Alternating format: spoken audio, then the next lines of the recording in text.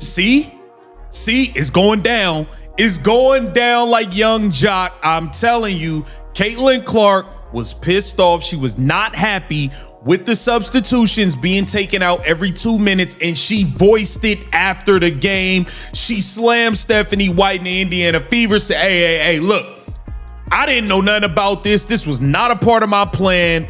I don't know what the hell is going on. Something just cracked wide open inside the Indiana Fever organization, and the sports world is only now beginning to understand the full magnitude of what went down.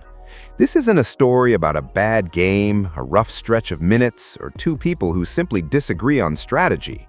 What happened behind closed doors in Indiana is the kind of institutional fracture that doesn't heal quietly, the kind that forces franchises to make decisions they can never take back. A veteran player went to war against her own coaching staff. A superstar was publicly undermined by the people paid to protect her. And an entire locker room reached a breaking point that no amount of corporate damage control can paper over. The explosion everyone saw coming has finally arrived, and the shock waves are moving faster than anyone in the front office is prepared to handle. To understand why this situation ignited so violently, you have to go back further than the confrontation itself.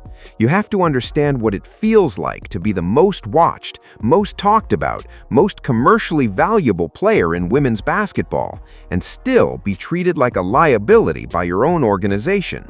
That psychological contradiction has been eating at the foundation of this franchise for months, and when the walls finally came down, it came down hard. What started as a quiet frustration in the locker room has now evolved into something that front offices across the entire league are monitoring with genuine alarm. Because if it can happen here, with this player, at this level of public scrutiny, it can happen anywhere. There's a specific kind of basketball torture reserved for elite scorers, and it has nothing to do with tight defense or physical punishment. It's the rhythm kill. It's the deliberate, calculated process of pulling a shooter off the floor the exact moment her body temperature is rising and her shot mechanics are clicking into place.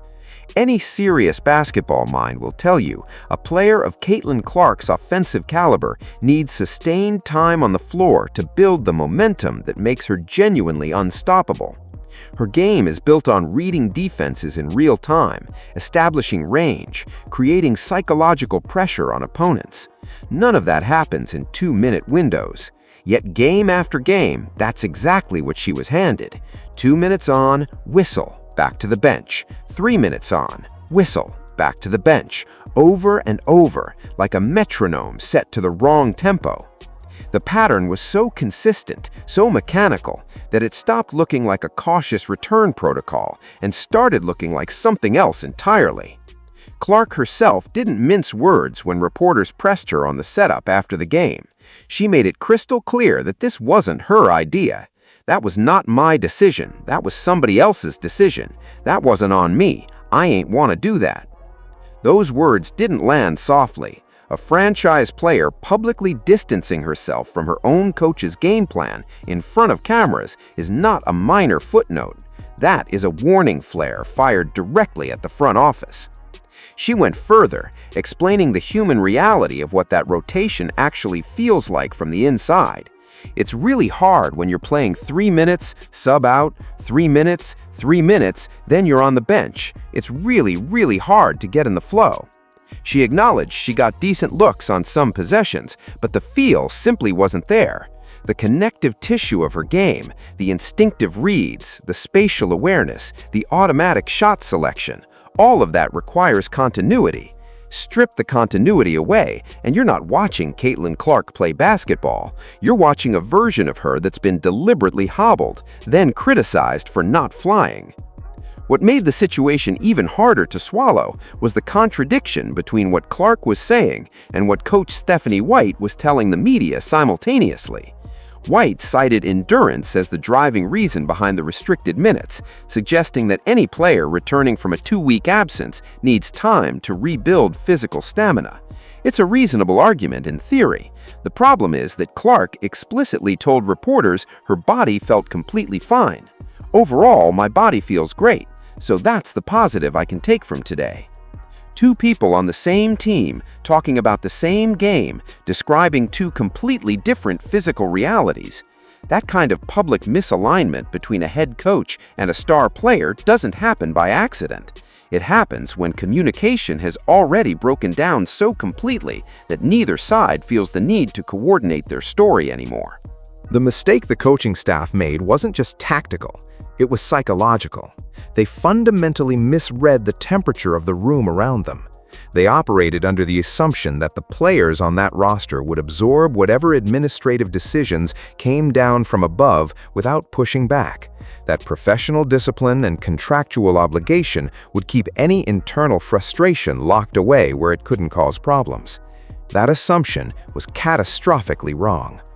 What was happening in real time while the front office congratulated itself on its rotation management was a slow and steady erosion of trust across the entire locker room.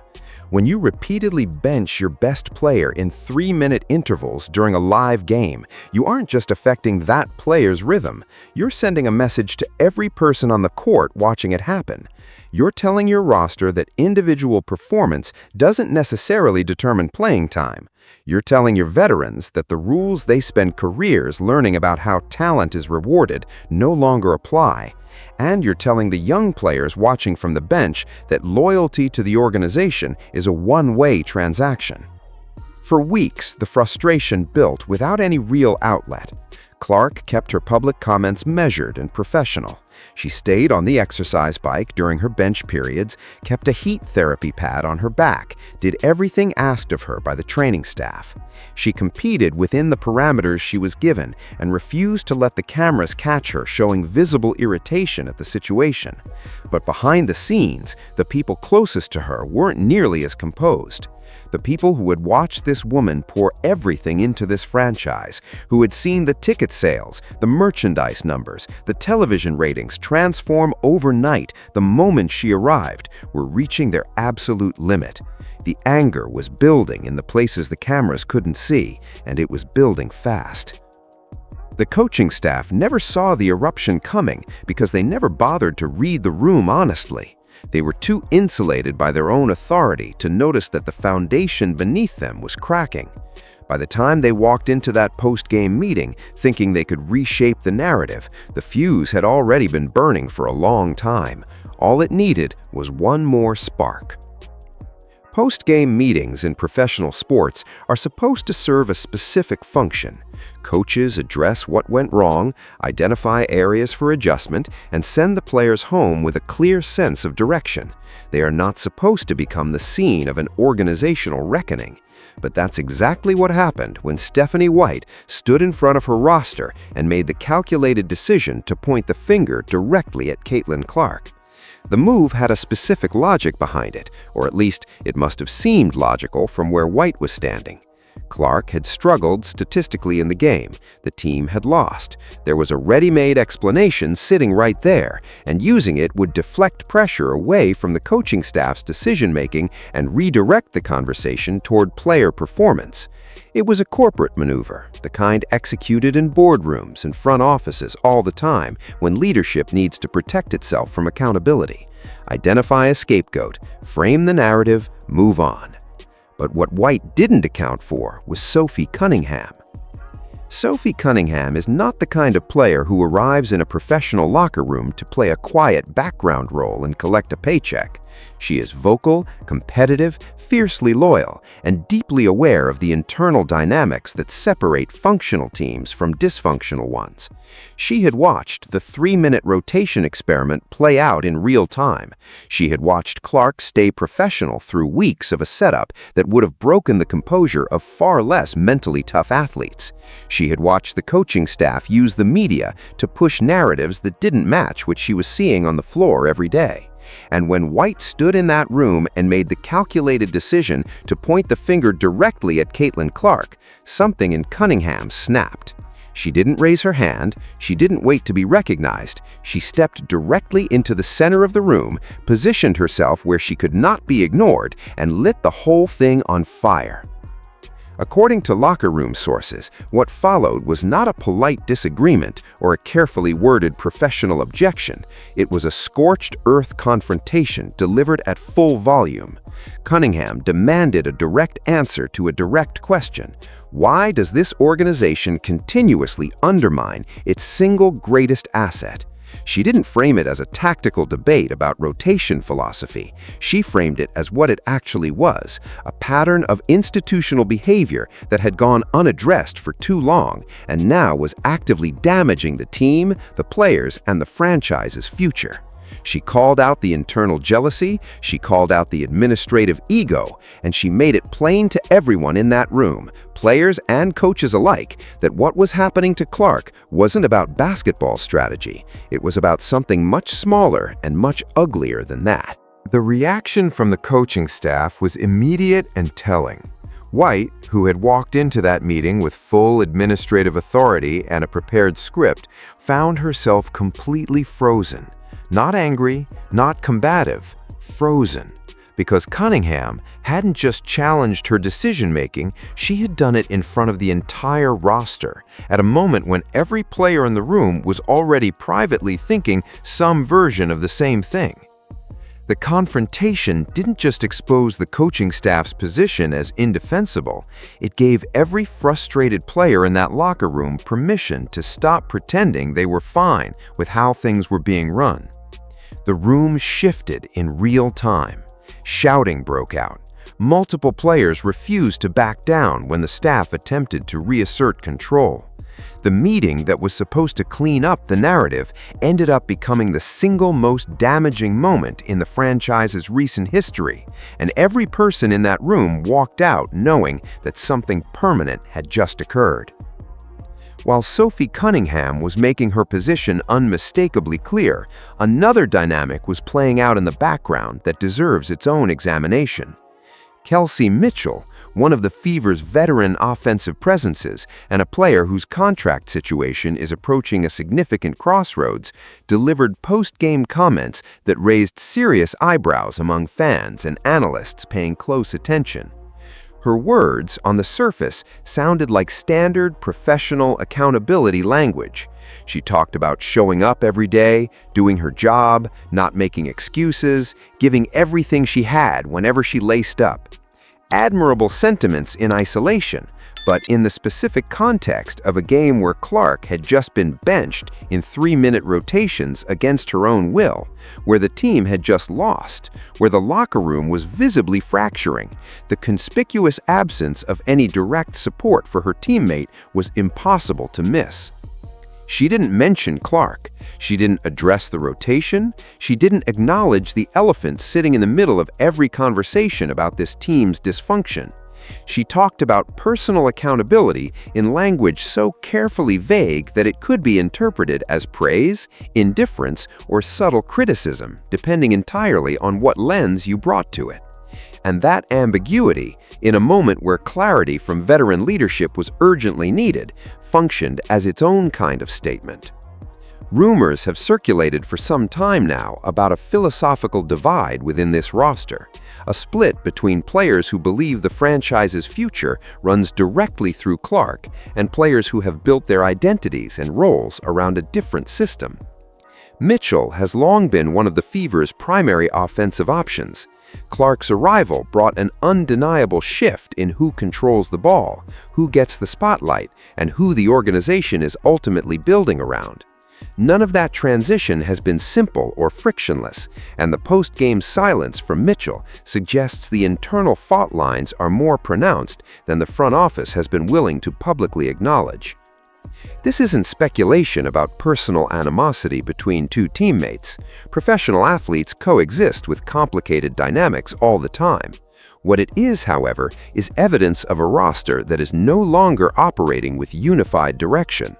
When a franchise-defining moment occurs and your veteran players are responding with philosophically detached statements about personal work ethic rather than rallying around one another, you have a culture problem that goes deeper than any single coaching decision. The Fever aren't just dealing with a locker room argument, they're dealing with an identity crisis that has been building since the moment Clark walked through the door, and the organization failed to fully commit to what her presence actually meant for the team's direction. Somewhere in the upper levels of the Indiana Fever organization, people are currently having very difficult conversations because what has unfolded in the past several weeks, the rotation controversy, Clark's public comments distancing herself from the coaching plan, the SOPHIE Cunningham confrontation, the fractured locker room dynamic, the Kelsey Mitchell silence, has created a public relations situation that is genuinely difficult to contain. And the financial implications are starting to make themselves felt in ways that cannot be dismissed as temporary turbulence. The Caitlin Clark effect on this franchise has been documented exhaustively. Ticket sales, merchandise revenue, television viewership, arena attendance, every commercial metric that matters to a professional sports organization moved dramatically upward the moment she arrived. The league's visibility with audiences that had never previously engaged with women's basketball expanded in ways that transformed the entire competitive landscape of the WNBA. Sponsors took notice, networks took notice, corporate partners who had previously been lukewarm with their association with the league suddenly wanted deeper involvement. All of that commercial momentum is now sitting in an extremely precarious position, because the story currently circulating in every corner of the sports media universe is not about Clark's incredible talent or her ability to transform a franchise. The story is about an organization that appears to be actively working against its own greatest asset. That narrative, whether ultimately proven accurate or partially exaggerated, is deeply corrosive to the relationships that generate revenue. Sponsors do not want their brands associated with toxic workplace stories. Networks do not want to promote games featuring an organization that its own star player has publicly distanced herself from on national television. Corporate partners operate on the assumption that the product they're supporting is being managed competently and in good faith. The front office is not just dealing with a locker room problem, they are dealing with a brand crisis, and the window for addressing it effectively is shrinking by the day as the story continues to gain momentum and the commentary from players, analysts, and fans becomes increasingly pointed. Sources suggest the organizational panic has moved well beyond the coaching staff level at this point. The people making decisions about the franchise's long-term direction are now directly involved in conversations about what comes next, and those conversations are being shaped by the growing realization that the current trajectory is unsustainable. At some point in the not-too-distant future, the Indiana Fever organization is going to have to make a decision that it has spent 2 off-seasons quietly avoiding. It is a decision so fundamental to the franchise's identity and direction that delaying it any further will only make the eventual reckoning more costly and more chaotic. The decision, stripped of all its organizational complexity, comes down to this: who is Indiana building around? Because the evidence of the past 2 seasons strongly suggests that the answer the front office has been acting on, whether consciously or not, doesn't necessarily center on Clark. The roster construction tells a story. 2 consecutive off-seasons of acquisitions and personnel decisions that analysts have noted don't obviously play to Clark's strengths as a creator, a shooter, and a pace-setting offensive force. A coaching philosophy that has repeatedly clashed with the aggressive, high-tempo style that made Clark the most electrifying player in the country. A veteran core that was established before Clark arrived and that operates with a different rhythmic identity than what she brings to the floor. None of this constitutes malicious intent on its own, but the cumulative picture it paints is of an organization that has not fully committed itself to restructuring itself around its most transformative player, and that failure to commit is now actively destroying the locker room from the inside.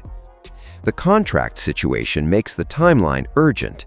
Kelsey Mitchell is approaching the end of her current deal. Clark's own contract future with Indiana involves leverage and options that didn't exist before she became the face of the league. The Fever front office is going to have to stand in a room, likely sooner than anyone in that building would prefer, and articulate clearly which direction this franchise is moving. Are they building a team designed to maximize the unique, once-in-a-generation talent of Caitlin Clark, or are they building a team constructed around a different identity and hoping Clark adapts herself to fit it? Those are two fundamentally incompatible visions, and the current situation has made it impossible to keep pretending that a middle path exists. Stephanie White's philosophical approach to basketball and Clark's playing style have been described by multiple observers as genuinely incompatible, not because of personal animosity, but because they represent two different theories about how the game should be played and who should be at the center of the offensive system. You can respect both philosophies and still acknowledge that trying to force them to coexist has produced the exact dysfunction currently playing out on national television. Something has to give. The only real question is how long the front office waits before acknowledging it publicly. What Sophie Cunningham did in that locker room was more than an emotional reaction to a frustrating situation. It was a declaration. It was a veteran player with nothing to hide and no political reason to hold back, drawing a line directly in the sand and forcing everyone in the building to choose which side of it they stand on. That kind of moment doesn't happen in professional sports unless the pressure has been building for a very long time. And once it happens, the dynamic in the organization is permanently altered. You cannot unring that bell. You cannot ask the players who watched it unfold to go back to pretending everything is fine and the system is working. Clark, for her part, has handled all of this with a composure that frankly defies expectation. She has stayed on message in her public comments, avoided inflammatory language, credited her teammates, and kept her criticism of the coaching decisions indirect and measured. But those who have followed her career closely know what her quiet, controlled public face often masks: a competitor who processes everything, files it away, and eventually responds on the court with an intensity that is genuinely difficult to prepare for. The Fever may have been counting on her patience outlasting the controversy. That may turn out to be a significant miscalculation. The sports world is watching this situation with a level of scrutiny that the Indiana franchise has never previously experienced. Every game, every rotation decision, every post-game comment, every personnel move is now being analyzed in real time by millions of people who have strong opinions about what they're seeing. The front office cannot make a single move in any direction without it being immediately dissected and debated across every sports platform that exists. That kind of pressure either forces clarity or accelerates collapse. In Indiana's case, history may record that the moment Sophie Cunningham stepped into the center of that locker room and refused to be quiet was the moment the organization ran out of time to keep kicking this particular can down the road. The players have made their position clear. The fans have made their position clear. The financial reality is making its position clear in the only language that front offices truly respond to. What's left now is for the people with the actual authority to make structural decisions, to stop managing perceptions and start making choices. Because the alternative, continuing to let this fester while the locker room fractures further and the public narrative grows increasingly toxic, isn't a strategy. It's a slow institutional surrender. The game being played inside the Indiana Fever right now is bigger than basketball. It's about whether the people running a franchise have the courage and the clarity to recognize what they actually have in Caitlin Clark and what it will cost them permanently if they keep treating it like a problem to be managed rather than a gift to be built around. The locker room has already rendered its verdict. The court of public opinion has already rendered its verdict. The only verdict that hasn't been delivered yet is the one from the front office, and the entire sports world is waiting to see if Indiana has the institutional intelligence to get it right before it's too late.